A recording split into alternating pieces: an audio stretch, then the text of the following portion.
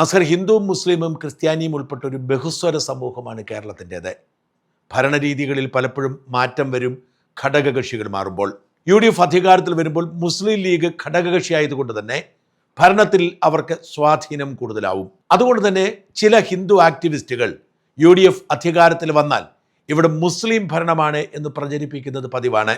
ഒരു വശത്ത് മുസ്ലിം ലീഗും മറുവശത്ത് കേരള കോൺഗ്രസും സംയുക്തമായി ഭരണത്തിന്റെ താക്കോൽ കേന്ദ്രങ്ങളിൽ കയറുമെന്നും അങ്ങനെ ന്യൂനപക്ഷ മതങ്ങളുടെ ഭരണം ഇവിടെ നടപ്പിലാക്കുമെന്നും ഭയപ്പെടുത്തുന്ന പ്രചരണങ്ങൾ ഇവിടെ പതിവാണ്.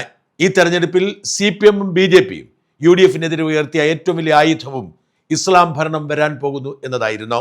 എന്തായാലും ആ പ്രചരണങ്ങൾ പാഴായി UDF ചരിത്രത്തിലെ ഏറ്റവും വലിയ ഭൂരിപക്ഷത്തിൽ അധികാരത്തിൽ വരുന്നു. അപ്പോഴും മതത്തിന്റെ അടിസ്ഥാനത്തിലുള്ള ദുഷ്പ്രചരണങ്ങൾ അവസാനിക്കുന്നില്ല. എൻ്റെ സുഹൃത്തും ഹിന്ദു ആക്ടിവിസ്റ്റുമായ പ്രതീഷ് വിശ്വനാഥൻ പുതിയൊരു പോസ്റ്റുമായി രംഗത്ത് വന്നിട്ടുണ്ട്. കേരളത്തിലെ ന്യൂനപക്ഷങ്ങൾ ഭൂരിപക്ഷമായ തെരഞ്ഞെടുപ്പ്, 140-ൽ 71 MLA-മാർ ന്യൂനപക്ഷക്കാർ, ഭാവി കേരളത്തിന്റെ രേഖാചിത്രം. ഇതാണ് പ്രതീഷ് വിശ്വനാഥിന്റെ പോസ്റ്റിന്റെ ടെക്സ്റ്റ്. എന്നാൽ അദ്ദേഹം എഴുതുന്നു, UDF-ന് ആകെ MLA-മാർ 102, ഹിന്ദു 39, ക്രൈസ്തവർ 33, മുസ്ലിം 30.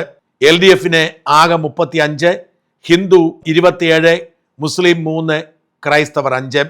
NDA-ക്ക് ആകെ 3, ഹിന്ദു 3.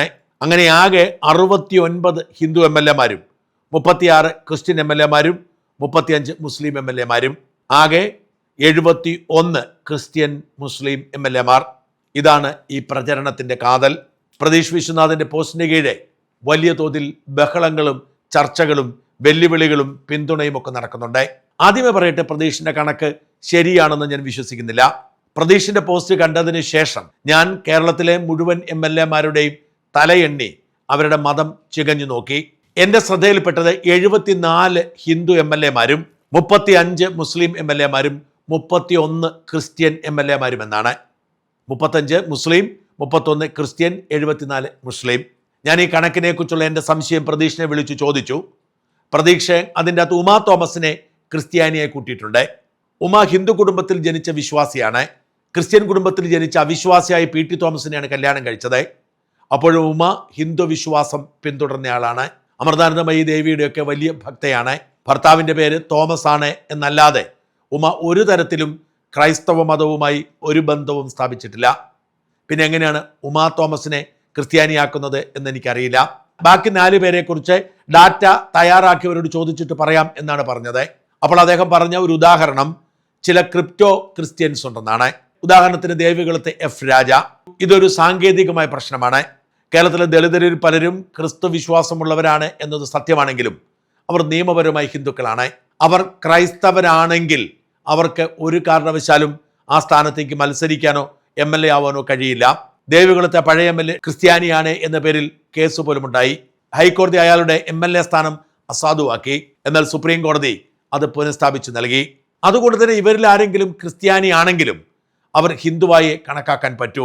ക്രിസ്ത്യാനിയാണ് എന്നത് ആരോപണം മാത്രമാണ്, അടിസ്ഥാനപരമായി തെളിവൊന്നുമില്ല. അതുകൊണ്ട് പറയട്ടെ, ഈ ആരോപണം തെറ്റാണ്. 31 ക്രിസ്ത്യാനിയും 35 മുസ്ലിമും 74 ഹിന്ദുവുമാണുള്ളത്. ഇനി നമുക്ക് കേരളത്തിന്റെ ജനസംഖ്യാനുപാതം പരിശോധിക്കാം. കേരളത്തിൽ 30% മുസ്ലിം സമൂഹത്തിൽപ്പെട്ടവരാണ്, 18% ക്രിസ്ത്യാനി. അതായത് കേരളത്തിലെ 48% പേർ ന്യൂനപക്ഷങ്ങളാണ്, 51.5% പേരാണ് ഹിന്ദുക്കൾ. മതാടിസ്ഥാനത്തിലാണ് MLA-മാരെ വീതിക്കുന്നതെങ്കിൽ ജനസംഖ്യാനുപാതികമായി 72 MLA-മാരാണ് ഹിന്ദു സമുദായത്തിനുണ്ടാവേണ്ടത്. എന്നാൽ 74 പേരുണ്ട്. എന്ന് വെച്ചാൽ 2 പേർ ആ കണക്കനുസരിച്ച് കൂടുതലാണ്. മുസ്ലിങ്ങളുടെ കണക്കെടുത്ത് നോക്കിയാൽ 42 പേർ മുസ്ലിങ്ങളാവേണ്ടതാണ്. എന്നാൽ 35 ഉള്ളൂ. എന്ന് വെച്ചാൽ 7 മുസ്ലിം MLA-മാർ ജനസംഖ്യാനുപാതികമായി കുറവാണ്. ക്രിസ്ത്യാനികളുടെ കണക്കനുസരിച്ച് നോക്കിയാൽ അവർ 26 MLA-മാർ ഉണ്ടാവേണ്ടതാണ്, 31 ഉണ്ട്. എന്ന് വെച്ചാൽ 5 MLA-മാർ കൂടുതലാണ്. ക്രൈസ്തവർക്കാണ് കൂടുതൽ MLA-മാരുള്ളത്, പിന്നീട് ഹിന്ദുക്കൾക്കാണ്.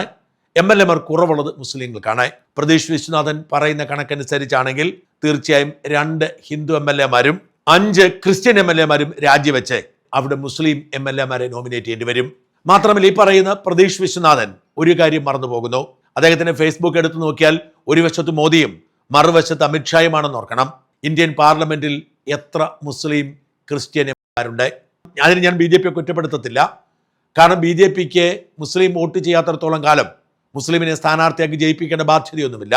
അതേസമയം ഇന്ത്യൻ ജനസംഖ്യയിൽ 15% മുസ്ലിങ്ങളാണെന്ന് ഓർക്കണം. പക്ഷെ ആകെയുള്ളത് 24 മുസ്ലിങ്ങൾ എന്ന് വെച്ചാൽ ഇന്ത്യൻ ജനസംഖ്യയുടെ 4.47% മാത്രം.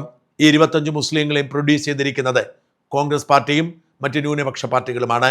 അതുകൊണ്ട് തന്നെ സംസ്ഥാനത്ത് ഇങ്ങനെ ഒരു താരതമ്യം ചെയ്യുമ്പോൾ കേന്ദ്രത്തിലും താരതമ്യം ചെയ്യണം.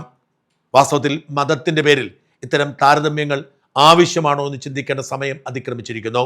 മുസ്ലിമിന് മുസ്ലിം മാത്രമല്ല വോട്ട് ചെയ്യുന്നത്, ക്രിസ്ത്യാനിക്ക് ക്രിസ്ത്യാനി മാത്രമല്ല, ഹിന്ദുവിന് ഹിന്ദു മാത്രമല്ല.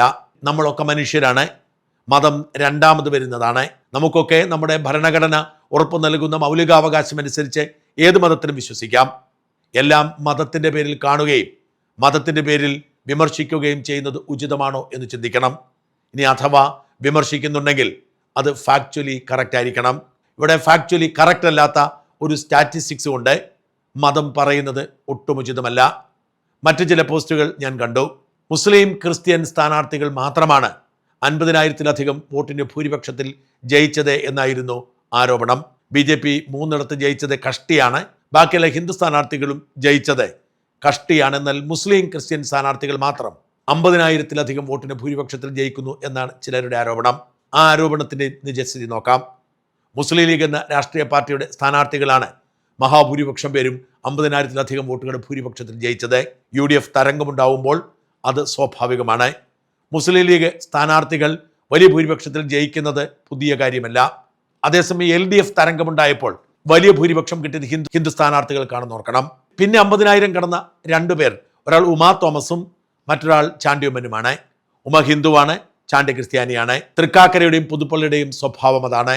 ചാണ്ടി ഉമ്മൻ കഷ്ടപ്പെട്ടതുകൊണ്ട് സമ്പാദിച്ചെടുത്തതാണ് അത്രയും വലിയ വോട്ട്. ഇതൊക്കെ വളരെ സ്വാഭാവികമായി സംഭവിക്കുന്ന കാര്യങ്ങൾ, ഓരോ സാഹചര്യത്തിൽ ഉണ്ടാവുന്ന കാര്യങ്ങൾ. അതൊക്കെ ഇങ്ങനെ മതത്തിൻ്റെ അടിസ്ഥാനത്തിൽ വേർതിരിച്ച് ചർച്ചയാക്കുമ്പോൾ നിഷ്കളങ്കരായ മനുഷ്യർ തെറ്റിദ്ധരിക്കുമെന്ന് ചിന്തിക്കുന്നത് ഉചിതമാണ്.